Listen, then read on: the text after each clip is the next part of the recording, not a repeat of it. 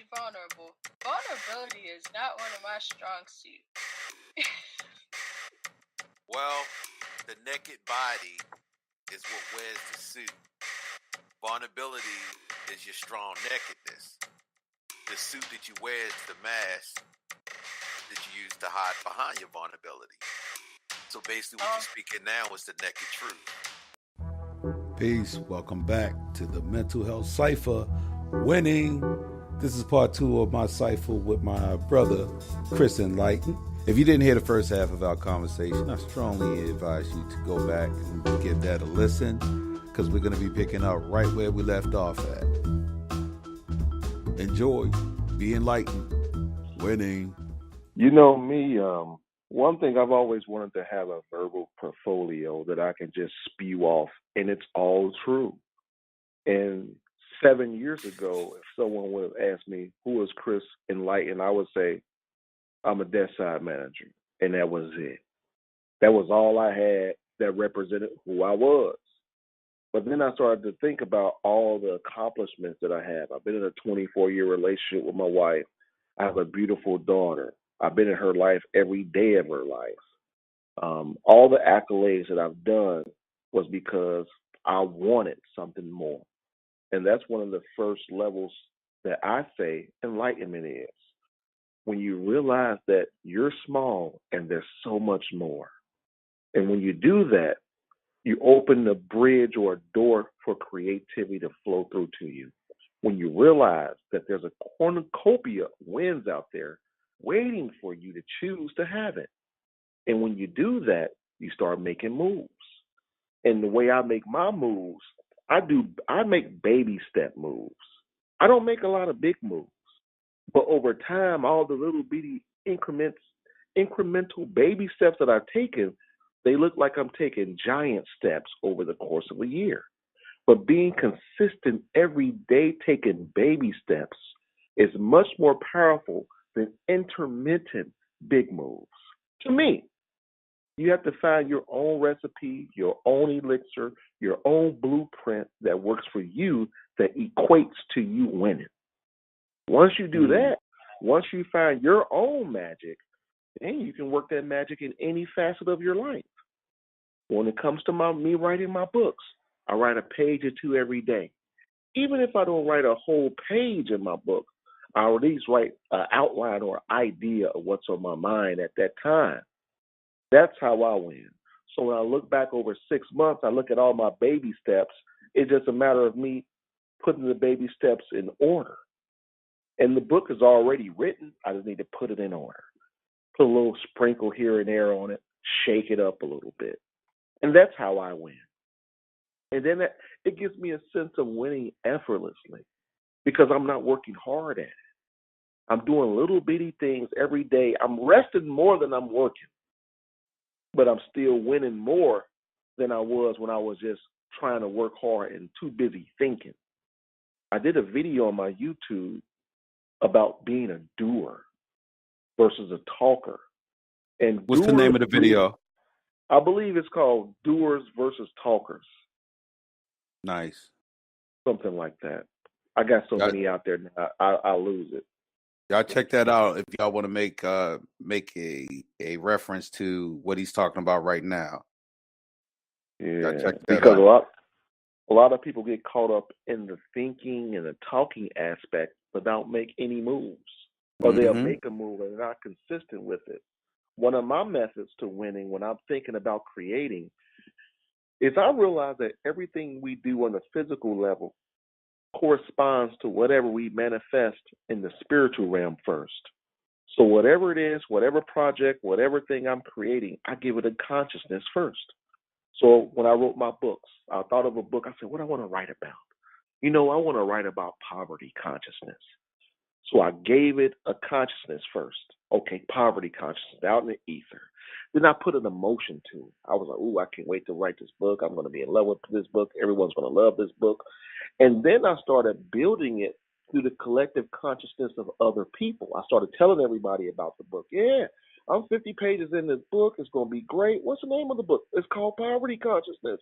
You going to buy it when it come out? Yeah, I'll buy it. Great. And I was just telling random strangers that grocery store lines. Yeah, I'm writing this book, Poverty Consciousness. It's going to be great. Well, let me know when it comes out. It's almost finished. It'll be out in 6 months. Be on the lookout for Poverty Consciousness. So what I did was use the collective consciousness of everyone that I spoke with to build my creation. And once I did that, all I needed to do was make a physical vessel for that consciousness to funnel through. And that's what I do. No matter what I'm doing, I tell people about it way beforehand. And what it does is it lights a spark in me. I've told 1,000 people I'm going to do something, and I don't want to be a fool and don't have anything to show. So if I tell people in 6 months I got this book coming out, 4 months in, I haven't started, those last 2 months, I'm going in. I'm going in. Now, I've learned not to wait that long, but that's what fuels me. Because if it happens, you're prepared to deal with it, though. Yeah, I'm definitely prepared to deal with it. I'll say something like, I changed the name on the book up. The book is this now. I'm just rephasing things or something like that, Because I told people I was going to write a book every 2 months, and I didn't do that. I felt as if that was too much. I wasn't ready for that just yet. So I just drop a book once a year. But even though I'm doing a book once a year for the past 3 years, going on 4 years, I'm still doing more than I was by just not doing anything. Bro, you drop so many jewels. It's like I got these mental sticky notes. It looked like the strip of a runway with all the flags I got. That let me take this pen out. I want to touch on this. I want to touch on that. Man, you said a lot. Whew. All right. Let me start with the first mental sticky note. When you was talking about talkers versus doers, and you said some people can get stuck in the talk about what they're gonna do, right? Mm-hmm. What that made me think is this.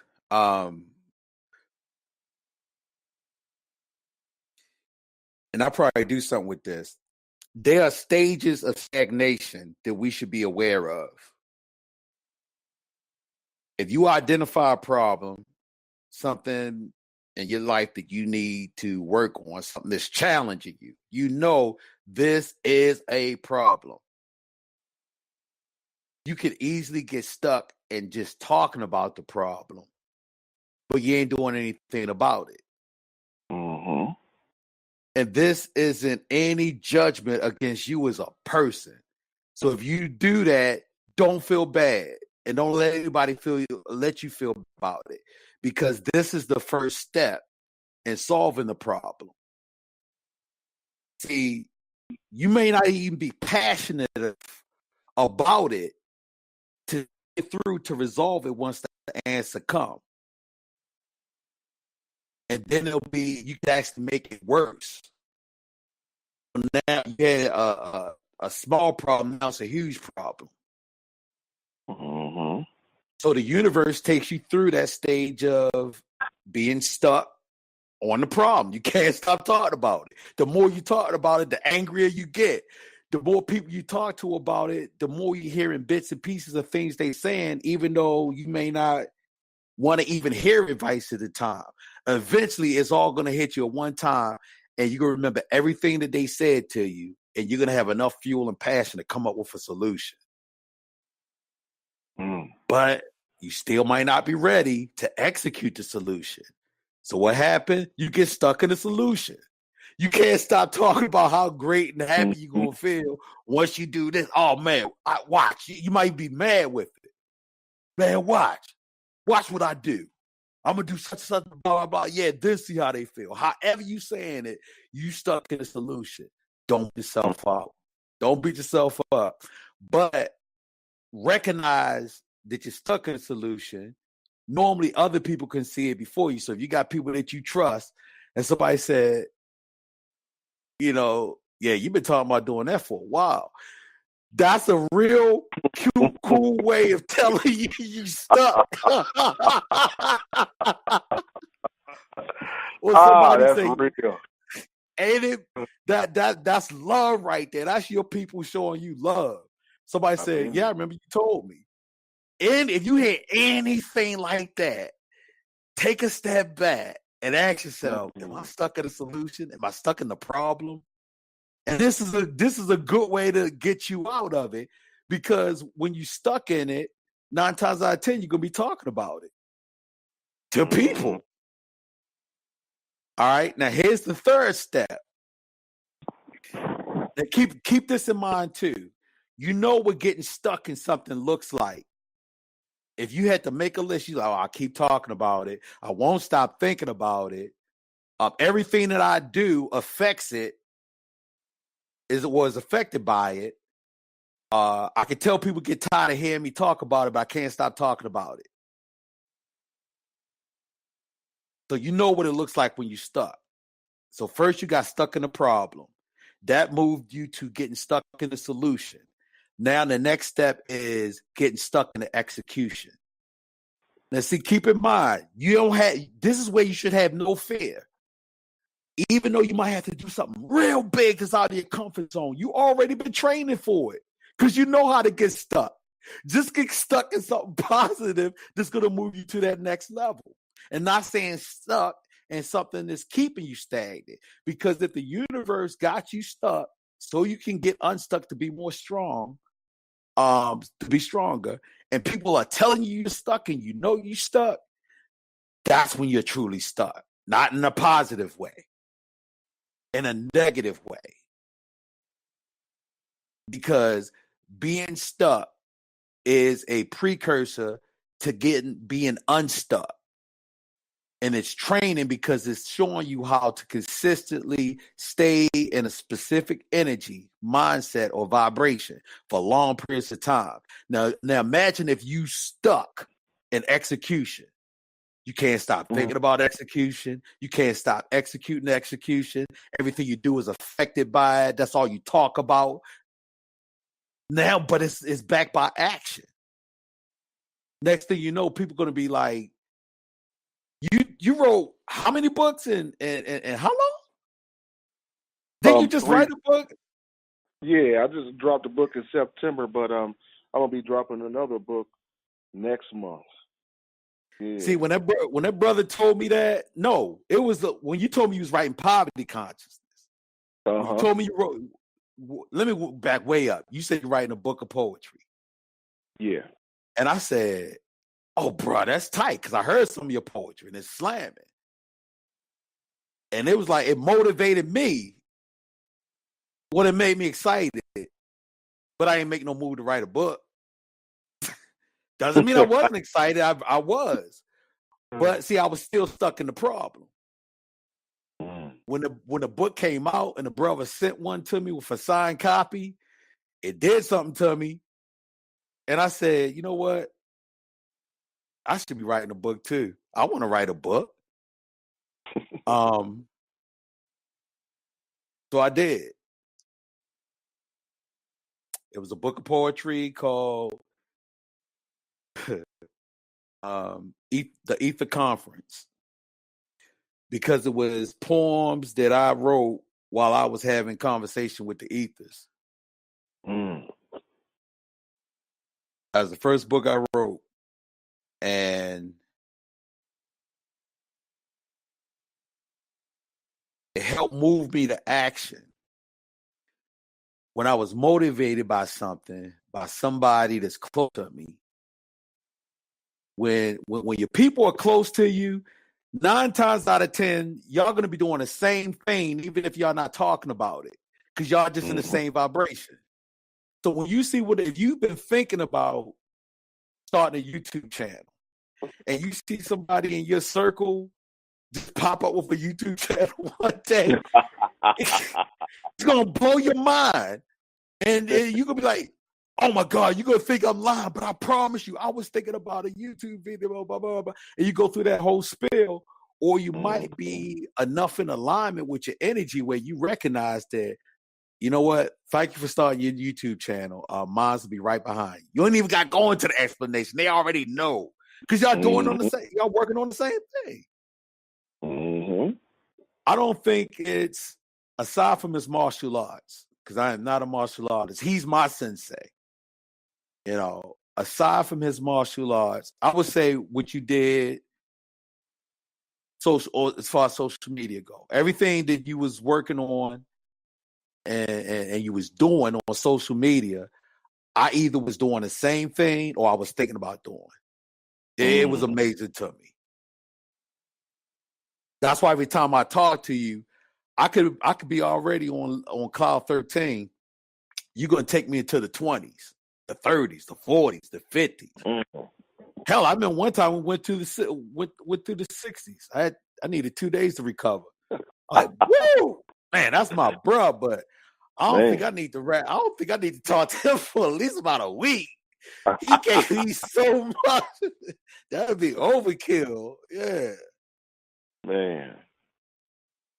You know, I'm just like, well, I was just like a lot of people. I was like a champion of fighting for my limitations. Mm-hmm. I would parrot. I'm sorry, hold up, wait a minute. I wasn't co-signing that for you. I was co-signing that for me. Cool. You said that, and I'm like, It sounded like I was kind of saying, "Yup, he did do that." I was not saying that. Oh, you cool. But cool, you know, appreciate I remember when I was on my journey of even thinking about winning. I didn't know where to start, and I was subconsciously thinking other people were better than me. Like, man, that's so far away from me. I can't do that. But that was just me fighting for my limitations, and I would parrot my own demise in my mind, not verbally. I wouldn't tell people, but in my mind, I would like reiterate how I'm not good enough and things like that. And I would embrace my shortcomings. And doing all that, I was creating like a synthetic suffering around. It would create like a synthetic suffering bubble around everything that I did. But I had to realize that I'm a winner. I'm going to win in everything I do. So I created my own mantra. It's a closed-ended statement, and it's simply winning. No matter what I say, when you talk to me, when you see some of my work, it's going to be encapsulated with a plethora of the word winning. Because what that winning does, everyone knows what a winner is. There's no doubt. He's a winning. You don't think you're number two. You don't think you're last place. You think you're the best. So whatever mantra or slogan or cliche you need to use or say to fuel you, you got to get one. You got to get you a verbal brand and brand yourself. It doesn't matter if everyone else says or feels it. As long as you feel it, that's going to be your catapult to your wins. And that's what I've done. Winning. I really like that. That was so important what you just said, because sometimes I can get stuck in this perfectionist mode. OC is like, it got to be this way, it got to be that way, or it's just not good. It's not finished. It's not complete, and people ain't gonna get it. So I think that I'm preserving the integrity of my talent and my creativity. And when people say, I might show it to somebody like, oh, it's not finished, but this is what I'm working on, and they may love it. I inadvertently could see when you said that how I would shoot that down, like, oh yeah, but it's not finished. It's this, it's that, it's that, blah blah blah blah blah. That's not loving. That's not accepting. And that's not winning. That's actually negative. So I do have a tendency to do that. And when you said that, I like, yeah, I need to work on that. So I'm writing that one down. Thank you for that, Jewel. Oh, you're more than welcome, brother. I want the people listening now and in the future to realize this. There's so much perfection within imperfection. Mm-hmm. Sometimes when you do things that aren't perfect, it becomes relatable to everyone else who aren't perfect. And it creates like a quantum entanglement with their belief system, because they say, okay, he's not perfect, let me follow him. You know what I mean? It'll help motivate other people to do as well. If everyone's doing everything perfect, the people that aren't perfect won't make any moves because they feel as if they can't achieve perfection. But if they see someone making Oh, that mistakes, was crazy. growing, yeah, they see someone making mistakes and growing, that's going to fuel them to embrace making the mistakes so they can grow. I look at my first YouTube video to where I'm at now, and I'm not going to say it was trash. I'm just going to say it wasn't, it isn't where it's at now. But at the time, at that moment in time, I loved it. But I look back on it now, I accept for what it is, but I see everything that I could do to make it better. And that's what winning is. Sometimes you have to lose in order to win. Because when you lose, you see your mistakes. But if you win, you think, hey, I got it. It makes you stagnant. If you win and off the jump, sometimes embrace the challenges in your failure.